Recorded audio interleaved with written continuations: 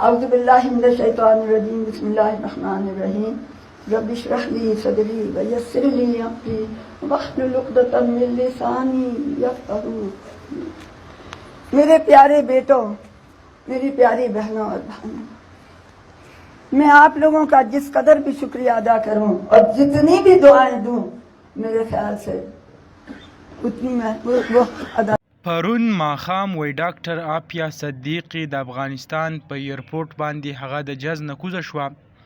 دا خبر چې کوم دی هغه به تاسو اورئ په سوشل میډیا باندې زیات تر خلک چې کوم دی دا پوسټونه کوي او کم حقیقت چې دی هغه درته هم نن بیانوم او دا کومه ویډیو چې تاسو په سر کې وکته د دې حقیقت څه دی.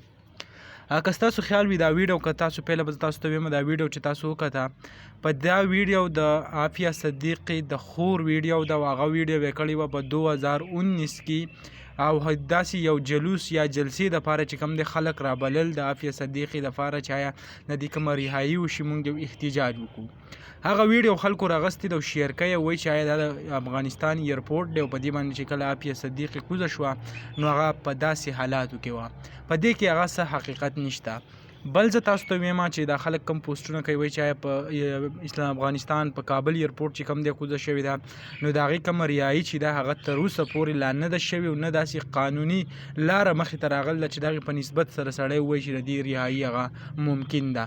تر اوسه پورې چې کوم دی د هغې رهایي څه نه ده شوې او کال په کال دا خبر راځي چې آیا د هغې رهایي وشو. مختلف کم فیسبوک پوسټونه چې دي په هغې باندې دا بیانونه ډېر زیات ګرم وي خو فی الحال چې کوم دی د هغې رهایي یا داسې څه افغانستان راتله هغه لا نه دي شوي. دغه ویډیو به تاسو سره هم شریک کړه. انشاءالله بله ویډیو کې ملاویږو. الله حافظ.